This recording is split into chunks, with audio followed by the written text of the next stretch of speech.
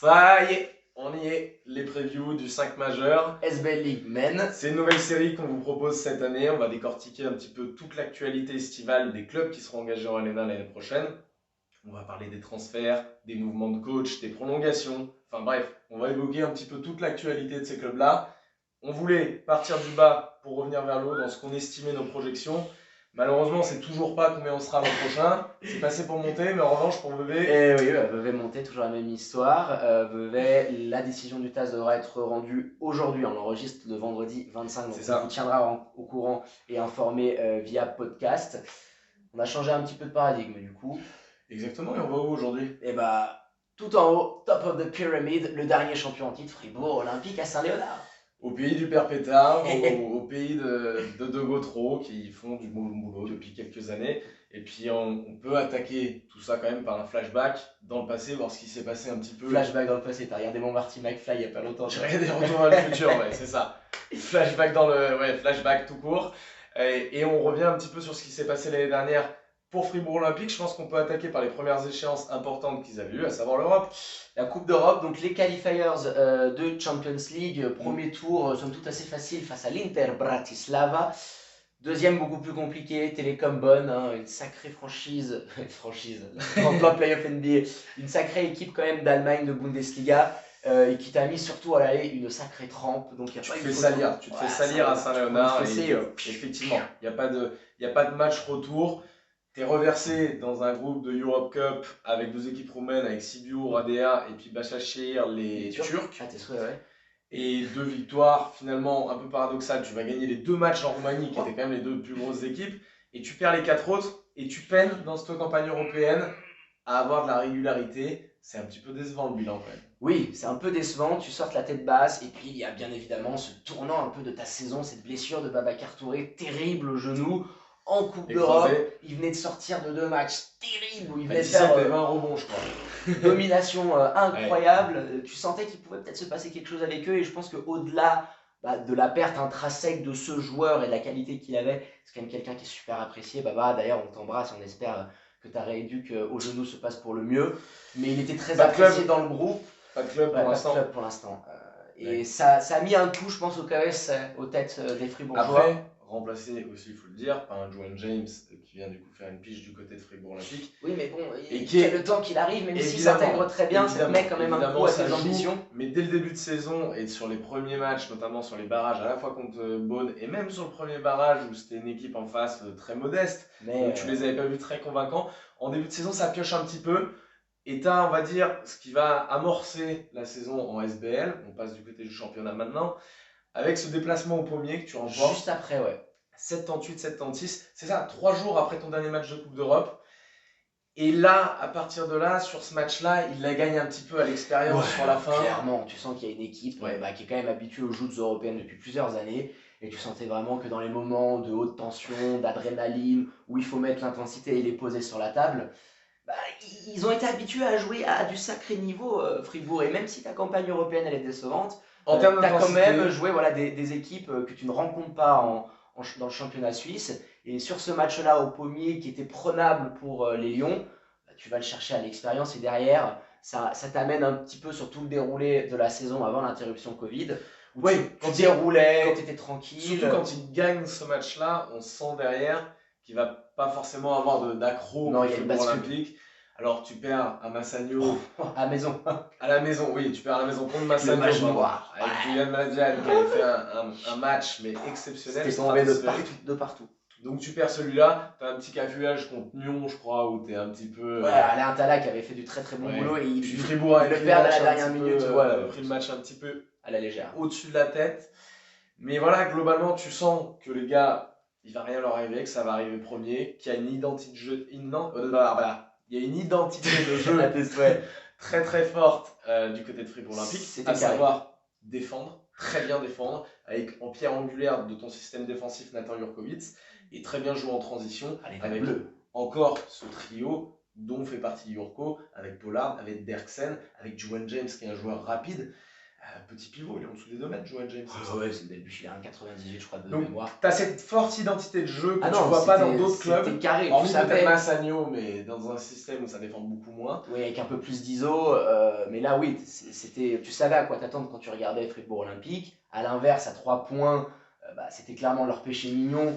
Et de temps en temps, ils arrivaient à s'en sortir sur certains matchs, mais oui, en saison régulière, on les voyait un petit peu dérouler, l'avantage du terrain en play-off. Ouais. Donc, t'es jamais à l'abri de surprises, de blessures, mais avant cette interruption Covid, quand même, Fribourg était sur l'autoroute du succès et peut-être d'un triplé, parce qu'on peut parler des autres coupes, Florian, et on commence par la SBL Cup, c'est le seul trophée qui est allé à son bout l'année dernière.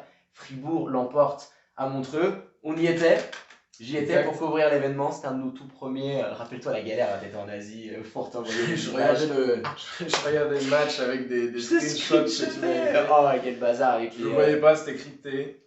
Parfois, c'était bien de l'avoir. La télé, si vous nous écoutez, ouvrez pour l'étranger les matchs non, mais dans ce Final Four, finalement, tu les vois. Alors, contre montée, il y a un petit. Ils accrochent un petit peu. Mais les 2 matchs sont assez serrés, mais les deux se ressemblent. C'est-à-dire que sur la fin. Mais tu sens tout de même, encore une fois, que Fribourg a des joueurs qui sont là pour venir remplir une tâche bien précise. Attention des corps. Ah, je casse pas tout. Une tâche bien précise, à savoir, par exemple, des Boris Mbala, qui est là pour défendre énormément, qui a fait des grosses sessions de défense sur ce match-là. Axel Louisin. Oui, rappelle-toi, qui démarre dans le 5, dans le 3e quart-temps. Ouais. Et en mission défensive par Pétard avant sa blessure au genou. Qui t'apporte beaucoup. Enfin, tu as des joueurs comme ça qui savent pourquoi ils sont sur le terrain. C'est une équipe avec des joueurs avec des qualités bien précises. Des bons peut-être moins all-around que certaines autres équipes l'an dernier. Mais malgré tout, avec les joueurs que tu as, c'est normal, j'ai envie de dire, que tu t'imposes dans cette compétition. Et puis dans la dernière, ils en étaient où? C'était demi-finale face à Monté également, la Patrick Baumann Cup, la Coupe de Suisse qui n'est pas allée à son terme. Donc il y a juste eu la SBL Cup. Et tu l'as dit. C'était quoi de l'autre côté? Genève était éliminée. Genève était éliminée, ouais. Il y avait Boncourt, je crois, et Massagno. Peut-être, Boncourt, Massagno. Bon, donc voilà, globalement, une saison en termes de résultats qui est ce à quoi s'attendait Fribourg en la démarrant. Oui. Après là, on a parlé à l'intérieur de tout ça de beaucoup de joueurs comme le trio Jurkovic, Pollard, Derksen, qui sont partis. Il y a eu du changement. Il y a eu du changement et c'est le moment de voir tout ça dans le Swiss Market. Alors comme vous le voyez dans la première colonne, celle des arrivées, on a Marquis Jackson et Dominique Maurice qui viennent de l'Union de Neuchâtel, Arnaud Couture, Alex Start, Robidzi, Yuri Solka, Sean Barnett, Jeffrey Crockett en américain et Stefano Mobilia qui viendra un petit peu apprendre. Fait beaucoup là. On peut commencer par ce duo Dominique Maurice et puis Marquis Jackson. La petite paire qui vient de l'Union de Neuchâtel. Alors Marquis Jackson, Dominique Maurice. Un beau step-up pour le combo garde qui sort d'une très belle saison à l'Union, meilleur passeur du championnat, une très belle adresse à 3. Bon des deux côtés du terrain.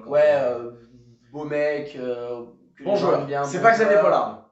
C'est pas Xavier Pollard, c'est pas la même cam du tout. Tu peux attendre qu'il puisse avoir un step-up.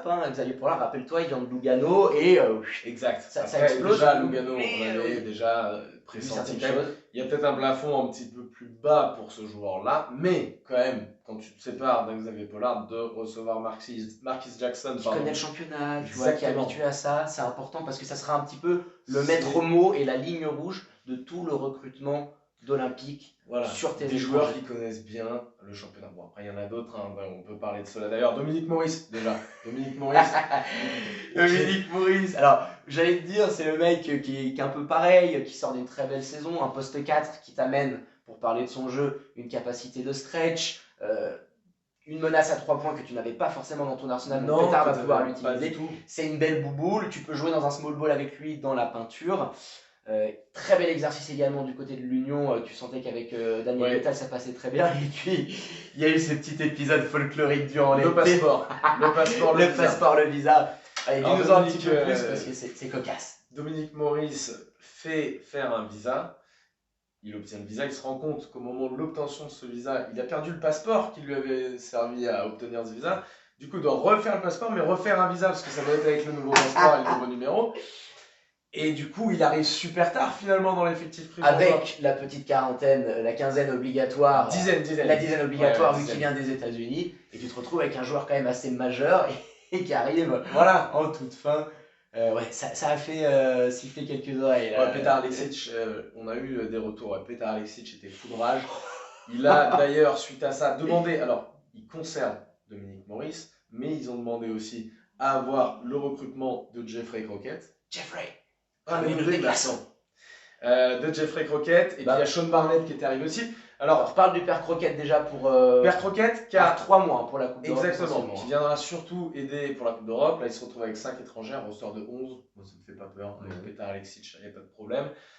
Crockett, donc, qui viendra aider voilà, pour la Coupe d'Europe. Sean Barnett, en revanche, là, tu ramènes un vétéran qui va s'inscrire peut-être sur la durée. Il y a un 1+1 en contrat. Et là, tu as un joueur qui peut jouer sur l'aile, qui peut jouer à l'arrière, qui peut dans un small ball, dans un bon jour, même descendre sur un poste 4 si tu as de la mobilité autour. Donc, tu as un joueur très intéressant, vétéran, qui vient d'Oradea, quand même une grosse expérience. 3 saisons Oradea au scoring où c'est 13, 14, 15 points. Donc, c'est voilà, un joueur qui était dans un championnat quand même assez réputé par rapport au nôtre. Les deux connaissent le championnat suisse. Exact. Sean Barnett qui est passé au Lyon, qui était passé dans le Tessin aussi. Lugano. Lugano, c'est vrai. Mais tu vois, était bon, hein, au Lyon, Jackson, Maurice, Barnett et Crockett, tes 4 ricains, ils connaissent le championnat. Les salles, l'ambiance, comment fonctionne le club de Fribourg, les entraîneurs, ce qui peut leur être demandé. Ouais. Donc tu sens qu'il y a eu vraiment une cohérence dans le recrutement des ricains. Et puis on peut passer maintenant aux Suisses. Et à la partie de pêche au chalutier. Il allait dans le Léman. Ouais, c'est pas pêché à la ligne là. Il a radé les fils électriques et il a tout pêché. Du côté du pommier, le père. Alors, du bon et du moins bon. Ouais, du bon et du moins bon. Alors, Alex Hart qui arrive pour garnir la peinture. Arnaud Couture, on va commencer par lui, parce qu'Arnaud Couture, et Robidzin, suisse incroyable. Et Robidzin qui vient aussi, international suisse aussi. Donc, c'est très bien d'avoir des joueurs comme ça, même si tu as perdu toi aussi des Suisses. On y viendra. Ouais, les 3 viennent du pommier, mais on peut commencer par Couture. Voilà, The Kid from Fribourg. Mais déjà, c'est bien. On l'embrasse hein, parce qu'il a passé la bague au doigt et puis la corde au cou. On t'embrasse, mon Arnaud. Le problème d'Arnaud, c'est que tu avais l'impression qu'il a fini son contrat et son expérience à Genève à un niveau où on ne l'attendait pas forcément par rapport à tout le potentiel quand il est arrivé. Ah, tu veux dire qu'entre le moment où il quitte Fribourg pour rejoindre Genève et le moment où il repart, tu pensais que le step-up aurait été plus grand. Ça, je suis d'accord. Il ne s'est pas fixé à un poste, alors il est très versatile, mais moi je le préfère largement au poste 4, mais il est aussi dépanné à 5. Pas fixé à un poste, multitude de coachs différents un petit peu qui l'ont utilisé aussi différemment, mais certes, il y a des choses qu'il aurait pu régler lui-même, notamment les problèmes de concentration en défense. C'est un gros défenseur, mais il a des absences. Et effectivement, on s'attendait peut-être à ce que cette partie-là soit gommée un petit peu de son il n'est pas arrivé au bon moment de la décennie du côté des Lions de Genève, où c'était un petit peu l'instabilité, mais il revient dans un contexte qu'il connaît, c'est sa ville, là où il a été formé. Et moi, je suis persuadé qu'avec Pétale, ça va pouvoir matcher. On a pu le voir sur les matchs de prépa, voilà. Même là, on en parlera un petit peu plus tard de Coupe d'Europe. Il est là, Arnaud. Il a bien bossé sur le shoot externe, donc ça va être un joueur majeur de cette équipe. Et puis, no offense, surtout pas à Nanchuk, mais Petar Aleksic est quand même un coach un petit peu plus réputé pour tirer le meilleur d'éléments comme Arnaud, quand même de gros joueurs. Donc voilà, Arnaud Couture, belle arrivée. Maintenant, on va parler de Robidzin et d'Alex Hart. On commence par Roby. Roby, tout dépend de comment on va le retourner. Quelle version t'auras? Voilà. Est-ce qu'il va le mettre à l'endroit ou pas, Petar Aleksic? Vu le potentiel du gamin, moi j'adore, c'est un assassin silencieux. Alors très silencieux, muet, le Roby. Mais qui peut te dégainer, qui peut t'amener, mais on sent qu'il, je sais pas, l'année dernière, il était toujours dans l'indécision. Tu sentais que des fois il se levait pas, il n'y avait pas assez d'intention, de spontanéité. Je trouve que disons que là encore une fois, par rapport à ce qu'on le voyait faire à Boncourt et ce qu'on a vu au Lyon, alors t'as pas les mêmes responsabilités. Bien évidemment, c'est un autre niveau, l'exigence est différente, mais tu voyais aussi quelque chose d'un petit peu mieux peut-être pour Robidzin. Son utilisation était celle qu'on peut en faire d'un Robidzin, à savoir le faire jouer off-ball. Je ne l'ai pas trouvé génial dans ce domaine-là. Il a beaucoup travaillé cet été avec coach Maurice là à Bonn, non? À Bonn, en Allemagne, exact, avec Jurkovic, avec des NBA qui sont allés là-bas. Avec Xavier Pollard, exactement. Donc non, tu avais du beau monde là-bas, il a beaucoup travaillé. On va voir ce que ça va donner pour Roby. Ça sera forcément, si c'est le même Roby que l'an dernier à Genève, pour Fribourg, ce ne sera pas un apport majeur, on va dire. Non, en revanche, si tu arrives à lui redonner un peu de confiance, peut-être que de gérer une seconde unit où tu auras, on va en parler après, des mecs comme Yuri Solka, des mecs comme ça à côté de toi, peut-être qu'il peut arriver à le faire. Moi, j'ai des doutes, sincèrement. Ouais, on verra, ce sera toute la grosse question qui pourra peser sur ce rôle en sortie de banc, de gâchette, quelqu'un qui peut t'amener du shoot. On connaît les qualités de Robidzi, il y a aussi des défauts qu'il devra essayer de gommer, mais il est dans le bon contexte parce qu'il y a quand même un sacré potentiel, il est toujours dans cette liste d'internationaux, donc voilà, Pétard le voulait, clairement, donc je me dis, il y a tout pour que ça puisse matcher avec Roby. T'en as parlé, Yuri Solka et Stefano Mobilia, ce sont les deux petits jeunes talents qui ont signé. J'aimerais qu'on s'attarde sur le petit prodige suisse, Yuri Solka, que j'adore personnellement, on l'a énormément scouté cet été, j'ai bouffé énormément de matchs.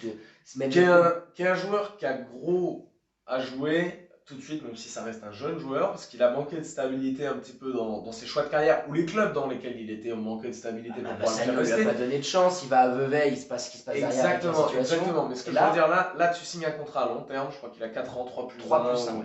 Voilà. Donc tu signes un contrat à long terme avec un coach qui là encore est réputé pour tirer le meilleur des jeunes joueurs, des jeunes prospects. Yuri Solka en est un. Il va jouer dans une seconde unit et j'en parlais juste avant en disant Robidzin ou Yuri Solka pour la gérer. Belle concurrence là-dessus. Belle concurrence parce que Robidzin, dans sa manière de manier le ballon, on l'a dit, pour l'instant, n'a pas le niveau. Lui n'a pas l'expérience, n'a pas la gestion du chrono. Yuri Solka, pour l'instant, on voit prendre des shoots très difficiles sur le peu qu'on a vu en SBL. Mais c'est un joueur qui a beaucoup de caractère. Et quand je regarde un petit peu le roster, et ben je me dis, tu en as perdu énormément de caractère. Et il va te faire du bien. Voilà, ça peut te faire du bien. À voir comment il va tirer son épingle du jeu, comment il va être utilisé.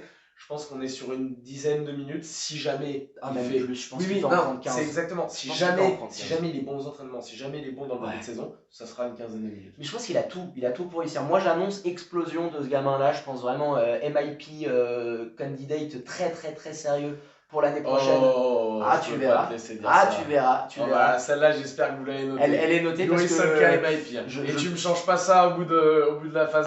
Non, je pense que ça peut vraiment matcher parce qu'il va avoir ce rôle de 10-15 minutes dans le match et que Pétard va nous le modeler et accepter les défauts, les défauts de ses qualités. Alors, tu boufferas non, je bouffe un gamelle de croquettes de ma chaîne de la Laika, exactement, pour l'embrasser. Yuri Solka MIP, je vous le ferai en vidéo. Je pense que ça peut vraiment matcher parce que tu vas avoir besoin de ça en sortie de second unit. Un mec qui peut se créer ses shoots, il a pas peur de les prendre. Alors de temps en temps, il va te faire un airball, une perte de balle stupide, mais il va te faire une interception. Certes, il est intelligent, il a du QI. Ça reste pour moi un joueur qui va surtout venir apprendre au contact du groupe pro dans la première année. Je ne le vois pas avec des responsabilités pour être un MIP, ça veut dire qu'il tourne à 10 points de moyenne. 8-10 points peut-être, à 5 assists, il va y avoir des mecs qui vont être des sérieux candidats. Après, il faut voir aussi qu'il part de très très bas l'année dernière en ayant très peu de mythes. Je pense qu'il peut y avoir une très grosse progression sur un mec comme ça. Donc je me mouille un petit peu, mais de ce que j'ai pu voir et sur la Coupe d'Europe. Je vous remets moi le tableau. Et on va maintenant parler des prolongations. Il y a eu, vous le voyez, Brandon Garrett, Boris Mbala, Paul Gravé, Dylan Schomer et Kevin Martina.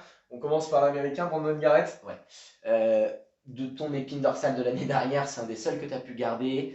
Le taulier dans la peinture, mobile. On aime beaucoup, très mobile, qui t'amène de l'impact, qui peut aussi très bien jouer avec les options que tu as autour de lui, parce que Domori c'est un 4 bouboule quand même ultra costaud. Tu peux jouer small ball, tu peux jouer big ball avec Arnaud Couture, il y a beaucoup de solutions, donc tu le reprolonges. Le président de Gautreau était venu dans nos podcasts pour nous dire que c'était un objectif avoué, lui et Pollard. Xavier est parti en Allemagne, on en parlera un petit peu plus tard, et lui il reste, c'est une très belle nouvelle. Et puis Boris Mbala, là aussi une belle continuité. Boris Mbala, le D-Boy, hein. Ouais, alors lui qui était toujours, c'est pas une prolongation, il me semble qu'il était toujours sous contrat. Enfin, il reste, oui. Voilà, il reste, ça c'est une très bonne chose. Defensive Player of the Year, on l'a dit, c'est quelque chose d'avoir un joueur comme ça dans ton effectif. Alors, on le fait, on a vu le match contre le Sporting où malheureusement il s'est blessé. On espère que ce ne sera pas trop grave. La chimie, il attendait de voir si ça dégonfle. Parce que ça peut être embêtant. Il ne faut pas reprendre trop tôt. Ça peut être embêtant dans le cours de la saison. J'espère que ce sera bien géré. Fribourg, normalement, a les armes pour démarrer s'il le faut. Voilà, avec d'autres options. Mais Boris Mbala, c'est un gars qui reste et qui est primordial. Qui sera, on en parlera après, je pense, dans le 5 de départ. Et qui est vraiment un joueur. Tu sais pourquoi il est là. Il a beaucoup travaillé son shoot. Alors ça s'est pas trop vu sur le petit pas ici, sur la il a envoyé brique, ça le rendait assez fou. Mais non, il avait bien bossé, surtout sur la deuxième partie de saison, je me rappelle, ses pourcentages à 3 points étaient nettement en hausse. Et il nous expliquait, c'est vrai, c'était vraiment la première année où il s'entraînait 2 fois par jour, où il était dans un vrai contexte de pro, concrètement. Pourquoi pas, voilà, une belle continuité, une progression qui peut être constante, qui peut être capable d'amener, de se lâcher. On va peut-être attendre un petit peu plus de lui aussi dans la production offensive, mais défensivement, encore un candidat pour le deep boy, et avoir un mec comme ça dans l'équipe, c'est agréable, il peut switcher sur plein de postes. Oui, j'ai envie de dire, pour le deep boy, et effectivement, offensivement, à voir ce qu'il va t'apporter. Il est toujours, selon moi, à un niveau élevé, pas capable, ou alors peu capable pour le moment, de se créer ses propres shoots. Oui, c'est pas non plus ce qu'on va lui demander du côté de Genève. Il peut progresser là-dessus. Jackson qui peut le faire, t'as Sean Barnett qui peut le faire, t'as du monde. Donc voilà pour lui. Et puis Paul Gravé, pareil, qui était sous contrat, qui a eu une blessure l'année dernière, qui a démarré un petit peu titulaire. On sait que c'est un joueur qui va être très important dans la rotation, Paul Gravé. Pétard l'aime beaucoup, il t'amène de belles choses. Lui aussi, un bel espoir. De la mobilité, du QI, un petit peu basket pour faire tourner les ballons. Ça dégaine. Il y a un beau shoot longue distance. Il te permet d'avoir beaucoup de solutions. Tu te rends compte des armes que tu as entre Jackson, Gravet. Non, Jackson, qu'est-ce que je dis oui, si, mon Domoris, pardon. Jackson. Non, mon dos, oui, je me suis embrouillé. Domoris dans la peinture, avec Gravet, avec Couture, avec le père Garrett. Tu as énormément de solutions. Avec Alex Hart même, qui pourra toujours avoir quelques minutes. Tu peux varier. Tu as une catégorie, petit alert teaser, il y a une catégorie exprès pour moi, Alex Hart, que Flo vous a concocté. Ouais. Donc voilà, Paul Gravé, on va voir comment il va revenir de cette blessure. C'est toujours l'interrogation. Mais il va être responsabilisé, comme on a pu le voir sur les matchs amicaux. Et puis à côté de ça, tu as Dylan Schlomer, Kevin Martina, qui vient un petit peu garder tout ça. Voilà. Fond de banc. Et là, je vous remets encore une fois le petit tableau. Au niveau des départs, tu as eu du monde, on en a déjà un peu parlé. Nathan Jurkovic, Timothy Derksen, Xavier Pollard, Joan James, Jérémy Jonin, Brandon Cuba et Justin Solios. Déjà, on parle un petit peu de tout ce petit monde qui est parti au Lyon. Il y avait Nathan à la base. Finalement, Nathan qui est parti au Lyon avec cette clause pour partir à l'étranger, assumée avec un buyout. À l'époque, avec un buyout, exactement. Il est parti du côté de la terre promise, en Israël, à Beersheba. D'ailleurs, Nathan, on te souhaite tout le bonheur du monde là-bas. On te dit merde pour que tu puisses exploser. Un gros step-up. On demandera pour lui. Si tu peux lui faire une petite chanson. On vous fera un petit peu suivre son parcours là-bas. Nathan, on peut en parler 2 minutes. Ouais, qui va aller là-bas pour intégrer la rotation dans un premier temps. Il y a quand même un effectif en second unit qui est conséquent. Malgré que ce soit une équipe qui est terminée en bas de classement l'an dernier, ça reste. Il y a des bons joueurs, il y a de la concurrence. Ouais. Je pense que ce sera une sortie de banc et puis qui va petit à petit.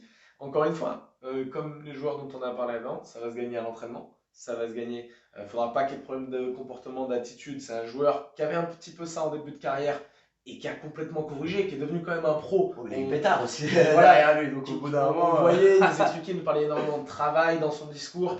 Et c'était suivi de faits comme il l'avait dit plusieurs joueurs. Elle sera tout autre.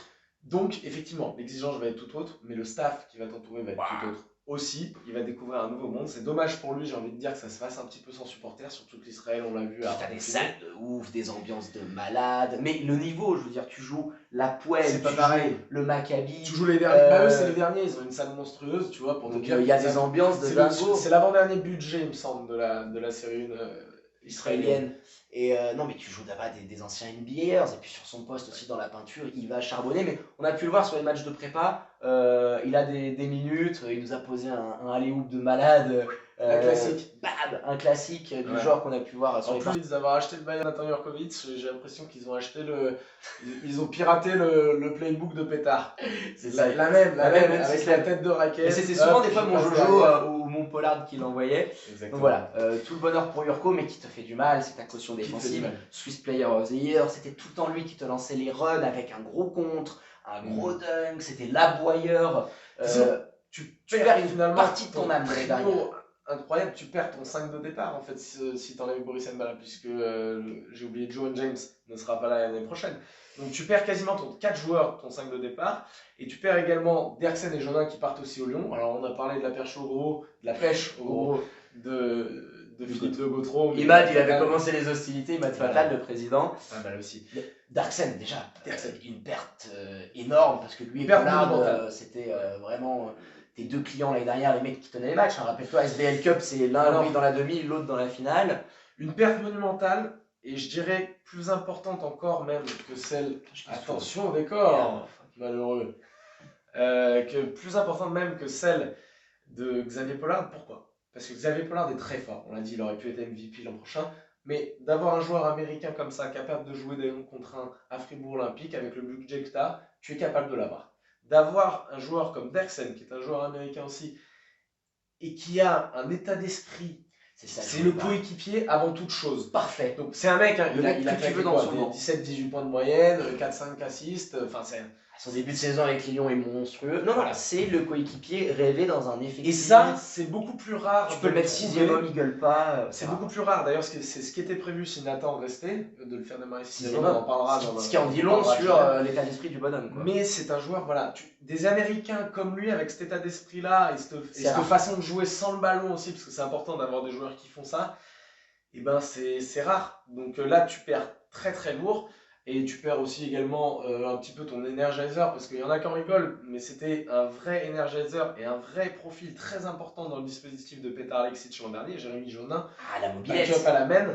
Qui revient à la maison pour finir sa carrière, et oui, qui était toujours capable de t'amener un coup de chaud, qui compensait son manque de taille et ses mismatchs par une agressivité à toute épreuve, toujours sur les lignes de passe, énormément apprécié à Saint-Léonard, qui vient finir sa carrière, comme j'ai dit, du côté du pommier. Donc beaucoup de départs assez importants. Xavier Pollard, on l'a dit, qui part à Bonn. Brandon Kuba à Télécom de Bonn. J'ai oublié. Ouais, Brandon Kuba, alors un joueur qui était en fin de rotation, mais qui va aussi garnir. Ça c'est plus, alors Jérémy Jonin important quand même, mais c'est plus des petits ajustements qu'ils vont devoir faire eux de leur côté. Et puis on va dessiner un 5 majeur avec des postes qui sont un petit peu bloqués selon nous.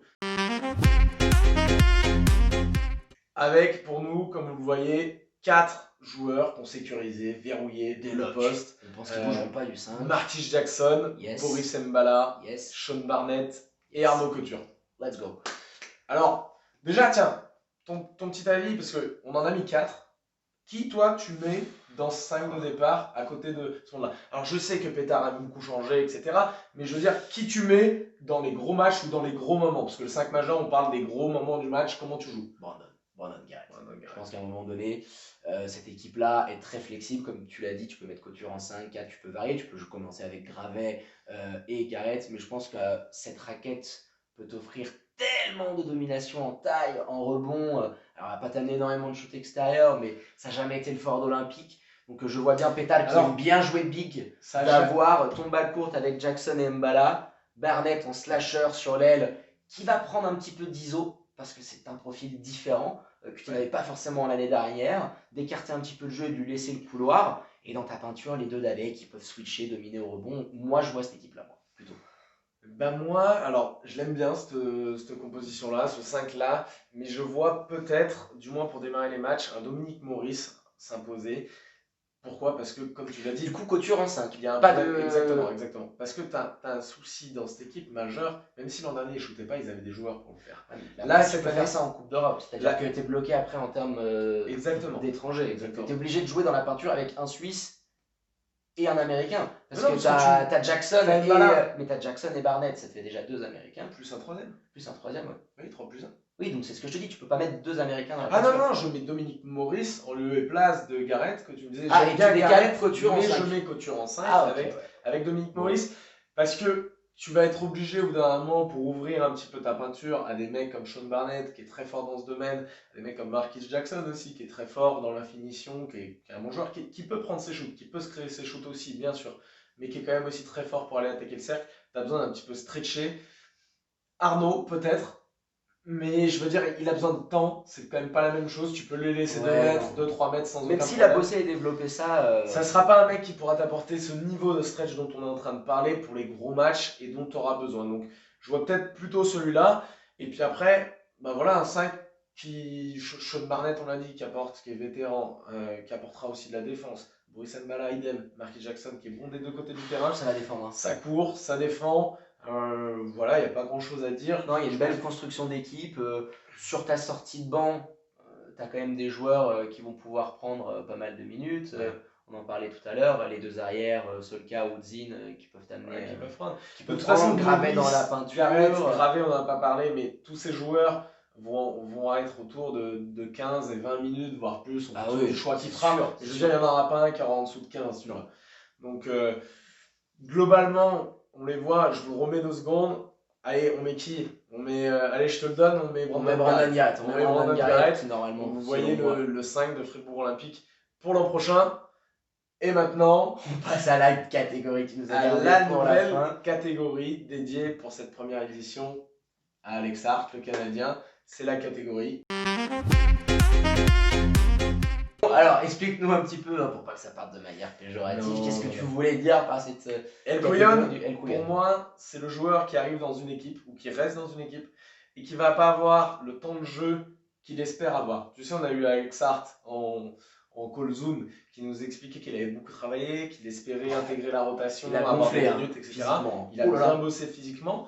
Je pense pas qu'il va avoir un temps de jeu beaucoup plus conséquent, étant donné comment s'est construit ensuite le roster de Fribourg Olympique, qu'il aura un temps de jeu plus conséquent que ce qu'il avait à Genève, à savoir une dizaine de minutes, voire un peu moins. 8 à 10 minutes à peu près. Non, je suis d'accord avec toi là-dessus.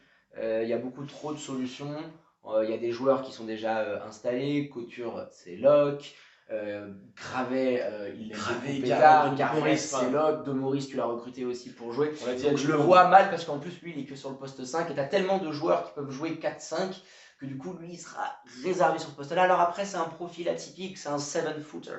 2m11 que tu n'as pas beaucoup, international suisse, donc t'es pas à l'abri que ça puisse cliquer avec Pétale, qu'il t'en fasse un joueur qui prend un petit peu plus de minutes, mais je le vois quand même Keblo entre 7 et 10 minutes. On a pu le voir dans les matchs amicaux, il manquait Maurice, il manquait un petit peu de monde dedans, il était entre 13 et 14, donc ça risque de redescendre. Et je le vois pas prendre plus de minutes que ce qu'il avait au pommier. Non, ça va être compliqué. Alors après, on lui souhaite tout le bonheur là-dessus. Fais-nous mentir, bon Alex, qu'on ressorte ça à la fin de l'année, que ce soit nous les couillons. Mais voilà, on se mouille un petit peu et on pense que c'est le joueur. Globalement, ça va être compliqué quand tu vois quand même le roster. Alors effectivement, blessure, cas à part, rotation exceptionnelle de Petar Alexic, pourquoi pas. Mais dans la globalité, dans la régularité de la saison, je le vois être un petit peu le perdant de l'affaire, on va dire, pour pas dire El Coyon. Sur cette saison-là pour Fribourg Olympique. Et puis, mon Vint, on y est, ça y est. On se mouille un peu. On a terminé un petit peu tout ça, on se mouille un peu. Voilà. Et c'est les pronos Grand Est. Ouais, Grand Est. Et c'est les pronos de la rédac du 5 majeur. Pronos en 24 secondes. C'est toi qui vas commencer. Alors attends. On part sur combien de clubs? Allez, on part 9. Sur 10 9. On part sur 10. Allez, t'es gentil. Vevey est là. T'offres un répit à la Tanzana et compagnie. Vevey est là. La Tanzana, il est là. Regardez, il est caché. Tu ranges le doigt, Nathan. Et descends. Hein, méchant. Allez, on parle de Swiss Basketball. Celui-là, tu vas arrêter. Arrêtez. 10 équipes. 10 équipes. 18 donc journées. Ça veut dire 18 journées. Exactement. On fait que la phase régulière, la première phase. 18 journées, toi tu les vois comment en termes de bilan? C'est à toi, 24 secondes. Alors en 18 journées sur phase de saison régulière, on parle bien avant les playoffs, je vois aller 3 défaites. 15-3, premier du championnat, je les vois à la lutte avec Genève, mais je pense qu'il y a trop d'expérience, il y aura une belle concurrence l'année prochaine. Massagno a gardé du monde, Genève est costaud, l'Union est là. Je les vois peut-être un petit peu trébucher parce qu'il va falloir avoir de la cohérence, donc 15-3 pour mes Fribourgeois. Ok, là t'es allé en overtime un peu. Un petit peu, ouais, bah, j'aime bien ça. Tu vois. Allez, c'est à moi en 24 secondes. Pareil, moi, Fribourg Olympique l'an prochain, on est sur 18 matchs, je les vois avec 14 victoires et 4 défaites. Ouh, ça se mouille. Bon, t'en rajoutes une de plus, mais bon. J'en rajoute une de plus, mais bon, à ce moment-là, ça fait mal parce que t'as pas premier match, tu penses? Je les vois pas premiers. Je les vois, moi, avec ce bilan-là, être deuxième, Fribourg. Je pense qu'il y a un manque vraiment en termes de shoot et que même en LNA, tu auras besoin de ça pour arriver à être au plus haut niveau dans les gros matchs. Tu auras besoin à un moment donné que des joueurs puissent les mettre. Et je le vois pas tout à fait dans cette équipe, pas de la même manière par exemple que je le vois au Lyon de Genève ou à Neuchâtel ou à Massagno, etc. Donc pour moi, ils sont deuxième, 14-4, 18 matchs seulement.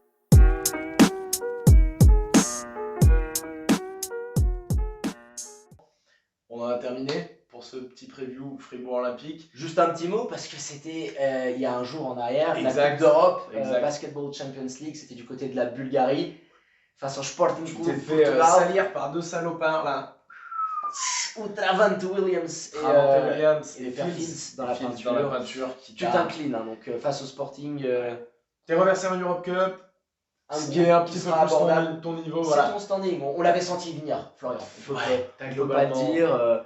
Dans le preview qu'on avait fait, on avait annoncé que ce serait un match compliqué. Fribourg partait favori, mais c'était quand même un match compliqué. Non, mais je voulais dire dans les bookmakers, mais quand tu suivais un petit peu, et on vous invite, hein, si vous n'avez pas suivi ça, à écouter notre podcast qu'on a réalisé juste après la fin du match. On a d'ailleurs eu Boris Mbala en direct de Bulgarie qui nous parlait de sa blessure. On revient un petit peu là-dessus.